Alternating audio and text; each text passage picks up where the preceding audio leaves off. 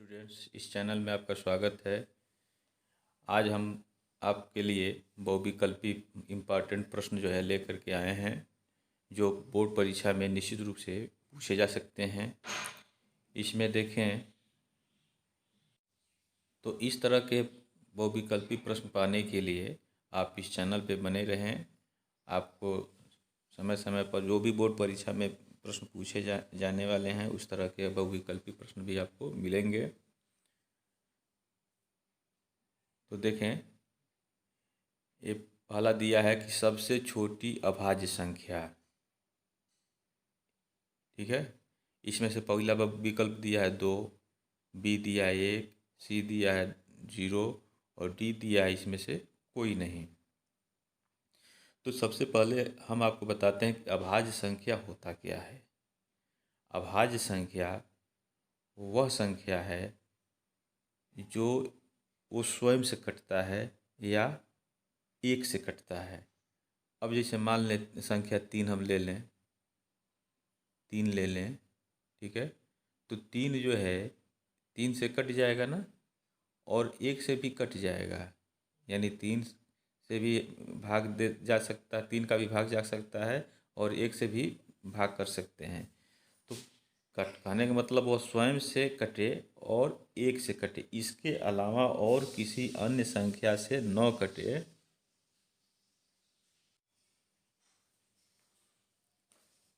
तो वह अभाज्य संख्या होगा। ठीक है, तो अब इसमें आप बताएं कि ये 0 होगा कि नहीं होगा। नहीं होगा, क्योंकि 0 0 से कटेगा, ठीक है, स्वयं से भी कट जाएगा, 1 से कटेगा ही नहीं। तो अब 1 देख लें, यहाँ 1 अगर लिखते हैं तो 1 होगा, 1 से कट जाएगा, अब पुनः 1 से कटना चाहिए। तो यहाँ देखिए दोनों जगह 1 ही है, तो इस तरह से 1 नहीं होगा। 2 को अगर लें तो 2 बराबर यह 2 से कट जाएगा और 1 से कट गया। तो देखें, तो जो अभाज्य संख्या की परिभाषा है वह स्वयं से कटे और 1 से कटे। तो स्वयं से 2 से कट गया और 1 से कट गया, तो इस तरह से 2 जो है यह सबसे छोटी अभाज्य संख्या होगा। और सम अभाज्य संख्या हो गया, कंपटीशन का प्रश्न भी बनता है इस तरह का कि पूछ सकता है कि सबसे छोटी अभाज्य संख्या, सम अभाज्य संख्या बताइए। तो क्या होगा, 2 होगा। ठीक है, तो इसका विकल्प आपका ए हो जाएगा, इसको आप नोट कर लें। सेकंड देखें, इसका दिया कि 2 धनकर्णी में 2 संख्या है, मानो क्या है। पहला दिया विकल्प परिमेय, अपरिमेय, पूर्णांक, इनमें से कोई नहीं। तो देखें, परिमेय संख्या, एक करणी में 2 जो है क्या है, अपरिमेय संख्या है। तो देखें, जब किसी संख्या को हम P/Q के रूप में लिख सकते हैं तो वह परिमेय संख्या होता है, जहाँ Q is not equal to 0 होता है। Q is not equal to 0 होता है। तो इस रूप में अगर होता तो परिमेय संख्या है। तो यह तो √2 जो है क्या है, P/Q के रूप में नहीं है, तो यह अपरिमेय संख्या है।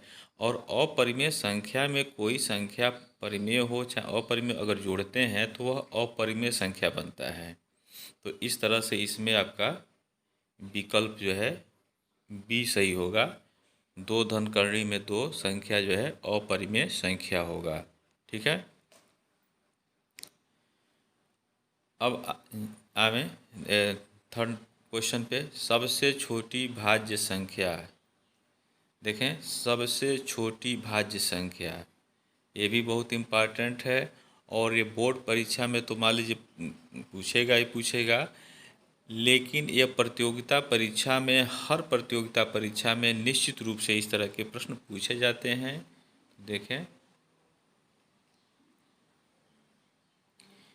सबसे छोटी भाज्य संख्या क्या है, वह संख्या जो स्वयं से कटे, 1 से कटे और इसके अलावा भी अन्य संख्याओं से कट सकता है, तो वह भाज्य संख्या होगा।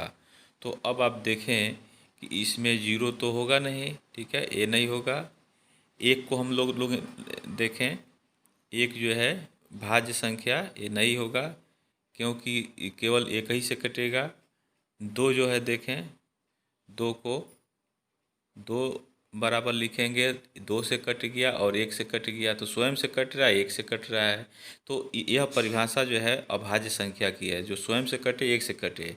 तो इस तरह से दो जो है क्या हो गया, अभाज्य संख्या होगा। बचा क्या आपका, चार बचा। अब चार को अगर देखें तो क्या हो जाएगा, चार बराबर, चार बराबर ये चार से कट सकता है, पहला तो चार से कट गया, स्वयं से कट गया, फिर दो से कट सकता है और फिर एक से कट सकता है। तो अभाज्य तब होता जब केवल जो है चार और एक से कटता है, लेकिन यहाँ दो से भी कट रहा है, चार और एक के अलावा दो से भी कट रहा है, इसलिए यह जो है भाज्य संख्या होगा। और सबसे छोटी भाज्य संख्या क्या होगा, चार होगा। तो इसका आंसर जो है बी होगा, तीसरे का। ठीक है, समभाज्य, समभाज्य कहेंगे, सबसे छोटी समभाज्य संख्या चार होगा। तो इसका आंसर प्रायः बच्चे जो है जब समभाज्य पूछता है तो दो लिख देते हैं, तो जबकि वो दो क्या है, अभाज्य संख्या है, समअभाज्य संख्या सबसे छोटी। तो यह अंतर आप समझें। अगला देखें, संख्या 6 और 20 का एचसीएफ ज्ञात करना है।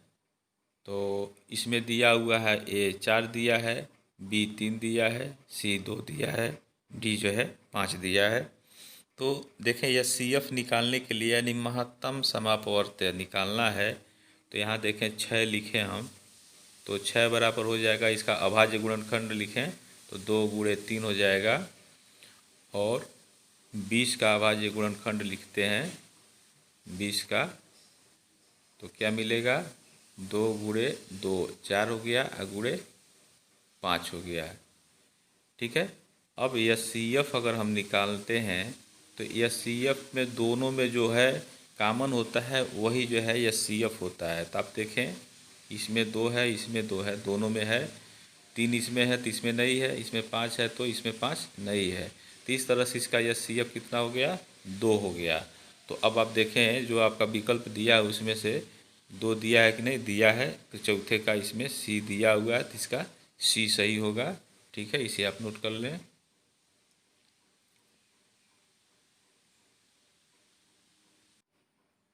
अगला क्वेश्चन देखें, तो यह संख्या 3.375 शांत है या अशांत आवर्ती है। शांत का मतलब है कि किसी संख्या में किसी से भाग करते हैं तो वह कट जाता है, पुनः जो है शेषफल बचता नहीं है, और भागफल जो है के बाद जो है अब उसमें कोई अंक नहीं आता है, तो उसको शांत कहते हैं। ठीक है, अशांत आवर्ती जो है जिसे भाग देते जाएं शेषफल कटे ही न, जीरो हो ही नहीं। ठीक है, और एक भागफल में जैसे मान लीजिए भाग दे रहे हैं तो 1 2 3 आ गया, पुनः 1 2 3 आता है, तो इस तरह से अशांत है और आवर्ती है। ठीक है, तो इसमें से क्या है, ये संख्या जो दिया गया है तो इन दोनों में से क्या है। तो इसको बिना भाग दिए ही ये कैसे जानेंगे कि यह शांत है कि अशांत है। और देखें तो इसके लिए हम क्या करें, 0.375 को हम लिख सकते हैं 375 बटे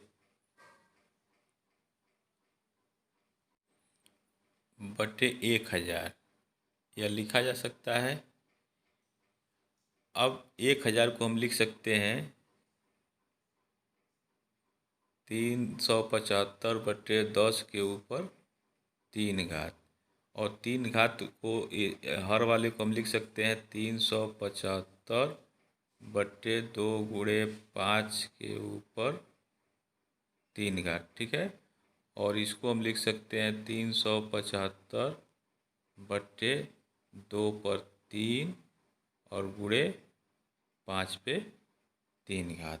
ठीक है, इससे क्या मिला, इससे यह मिला कि यदि कोई संख्या p बटे q के रूप में है तो q का अभाज्य गुणनखंड, इस q का अभाज्य गुणनखंड यदि टू द पावर n और 5 टू द पावर m के रूप का हो तो वह दी गई संख्या जो है शांत होगा। ठीक है, तो इस हिसाब से देखें इसका q जो है क्या, इसका अभाज्य गुणनखंड क्या आ जाएगा, 2 पर 3 घात गुणे 5 पर 3 घात आ गया इस रूप का। तो अतः यह क्या हो जाएगा, शांत होगा।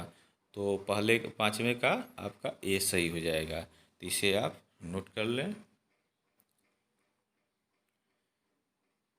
छठा देखें, दिया है कि बहुपद x square minus 2x minus 8 के शून्यकों का योग है। तो शून्यकों का योग जो है, इसके मान लेते हैं शून्यक जो है अल्फ़ा और बीटा हैं। ठीक है,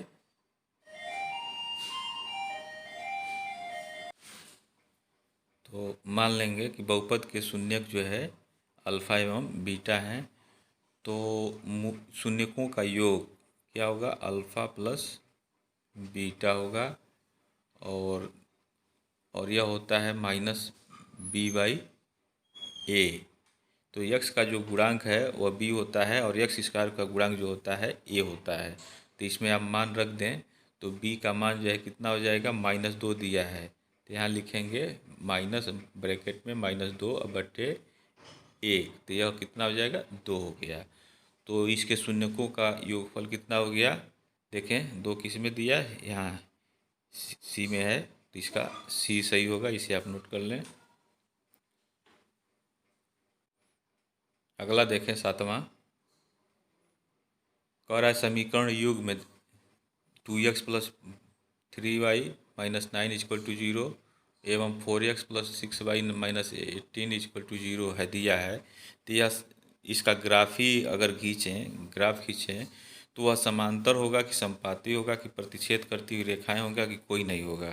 तो देखें इसके लिए एक समीकरण होता है ax plus by plus C equal to 0।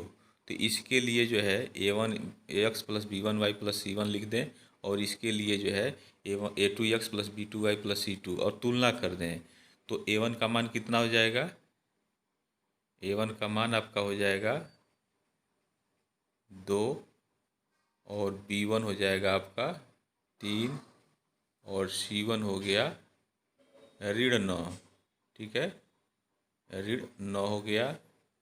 और इसमें देखें a2 का मान कितना हो जाएगा 4 और b2 हो जाएगा 6 और c2 हो जाएगा -18। ठीक है, -18 हो गया। अब देखें, अब निकालें हम a1 बट्टे a2। तो a1 बट्टे a2 क्या आ जाएगा, a1 2 है a2 4 है तो 2 बट्टे 4 1 बट्टे 2 हो गया। इसी तरह से b1 बट्टे b2 निकालें तो b1 बट्टे b2 देखें 3 बट्टे 6 1 बट्टे 2 ये भी हो गया। c1 बट्टे c2 करें तो -9 बट्टे -18 तो 1 बट्टे 2 ये भी हो गया। तो यह बराबर हो जाएगा c1 बट्टे c2 और तीनों का मान हो गया आपका 1 बट्टे 2। तो देखें जब इस तरह से कंडीशन आता है, शर्त मिलता है तो a1 बट्टे a2 बराबर b1 बट्टे b2 बराबर c1 बट्टे c2 मिलता है। तो ऐसी स्थिति में ये रेखाएं जो है समपाती होती हैं। ठीक है, तो इसका आंसर क्या होगा, सातवें का बी होगा, इसे आप नोट कर लें। नेक्स्ट क्वेश्चन देखें आठवां, संख्या 6 और 20 का एलसीएम क्या होगा। तो 6 का आप अभाज्य गुणनखंड कर दें तो 2 गुणे 3 हो जाएगा और 20 का आप अभाज्य गुणनखंड करें तो 2 गुणे 5 हो जाएगा।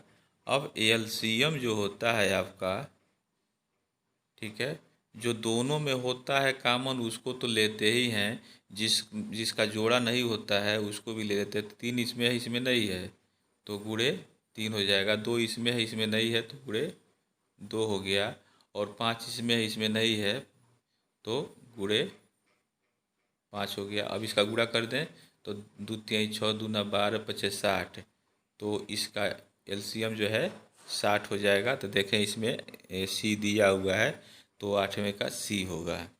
ठीक है, इसे आप नोट कर लें। उसके बाद से देखें 9वां क्वेश्चन दिया है कि द्विघातीय समीकरण 6 स्क्वायर माइनस एक्स माइनस 2 के मूल हैं, इसके मूल क्या होंगे।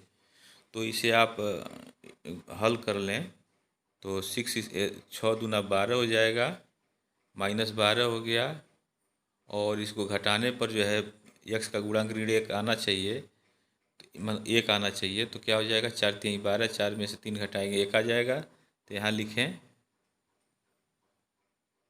क्या लिखेंगे, 6x स्क्वायर माइनस 4x, घटा रहे हैं, अब पहले माइनस है तो यह +3x हो जाएगा, और -2 = 0। ठीक है, अब 6x और 6x स्क्वायर ऋण 4x दिया हुआ है, तो यहाँ से कामन हो सकता है 2x। ठीक, तो यहाँ क्या बचेगा, 3x बच गया, और यहाँ जो है 2 बचा। इसमें से आप एक कामन ले लें तो 2x ऋण 2 बचा = 0 हो गया। ठीक है, अब देखिए दोनों जगह से 3x - 2 कामन हो गया, और यहाँ बच गया आपका 2x और +1 बराबर 0। अब जो है 3x - 2 को 0 करेंगे तो x का मान कितना हो जाएगा, 2/3। तो देखें 2/3 क्या है, इस किस में है, a में है। ठीक है, और फिर इसको 0 करते हैं तो x बराबर क्या हो जाएगा, -1/2। तो यह -1/2 a में दिया हुआ है, तो इसका हल क्या होगा, विकल्प सही a होगा। तो इसको आप नोट कर लें। नेक्स्ट क्वेश्चन देखें 10वां, कह रहा है कि 2 बराबर वास्तविक मूल होते हैं यदि, जैसे कोई द्विघाती समीकरण दिया गया है आपका, तो उसके कभी कभी ऐसा होता है कि दोनों मूल बराबर होते हैं। तो यह कब होता है, तो अब देखें ax square plus bx plus C बराबर ये 0 दिया हुआ है। तो यदि बी स्क्वायर का मान निकालें, बी स्क्वायर का मान निकालें, और बी स्क्वायर का मान निकाल लिए, और 4ac निकालें। ठीक है, इसका मान निकालें। यदि दोनों आपस में, अब क्या होगा, बी स्क्वायर में से -4ac निकाल दें और 0 आ जाए, या यह कहें कि बी स्क्वायर का मान 4ac के बराबर आ जाए, तो उसके दोनों मूल जो है वास्तविक जो होंगे वो बराबर होंगे। तो देखें इसमें से क्या मिल रहा है, इसमें से आपका ए बी है, तो बी स्क्वायर -4ac बराबर 0 अगर होगा तो दोनों मूल जो है द्विघाती समीकरण के वो वास्तविक होंगे और बराबर होंगे। तो 10वें का बी सही होगा। ठीक है, 11 नंबर का प्रश्न देखें, बहुपद 2y स्क्वायर -3y + 4 का घात है। तो देखें बहुपद हम बता दें, यदि उसका घात पूर्णांक में हो, धनात्मक पूर्णांक हो, ऋणात्मक न हो, अपरिमेय न हो, तो वह बहुपद होगा। और यह जो है इसका जो वाई स्क्वायर का गुणांक है या वाई का गुणांक है, ये जो है इसके बहुपद के गुणांक कहलाते हैं। सी अचर राशि है। तो अब इस चर राशि पे जो अधिकतम घात होगा वही उस बहुपद का घात होगा। तो देखें वाई पर यहाँ 1 घात है और इसमें जो है 2 घात है, तो इस बहुपद का घात कितना हो जाएगा, 2 हो जाएगा। तो 11 का ये सही होगा, इसे आप नोट कर लें। नेक्स्ट क्वेश्चन देखें, 12 दिया है, बहुपद px बराबर 2x स्क्वायर -8x + 6 के शून्यकों का गुणनफल। तो मान लेते हैं कि इसके शून्यक जो है, जैसे द्विघाती है तो 2 शून्यक होंगे, तो मान लेते हैं अल्फ़ा और बीटा हैं। तो इनका शून्यकों का गुणनफल जो है अल्फ़ा इंटू बीटा क्या होता है, c/a। तो c की जगह क्या दिया है, 6 दिया है, और a की जगह 2 दिया है। तो c/a होता है, तो यह हो जाएगा 6/2, और यह हो गया आपका 3। ठीक है, तो इसमें से देखें कौन सा सही है। 12 का सी सही है, इसे आप नोट कर लें। तो इस तरह से आपके 12 प्रश्न बहुविकल्पी थे जो इम्पॉर्टेंट हैं। इसी तरह के बहुविकल्पी प्रश्न आपको मिलेंगे, तो इसके लिए आप इस चैनल पे बने रहें। और जो स्टूडेंट्स इस चैनल पे नए हैं, इस चैनल को सब्सक्राइब कर लें और लाइक कर लें, बेल आइकन घंटी को प्रेस कर लें। Thank you very much.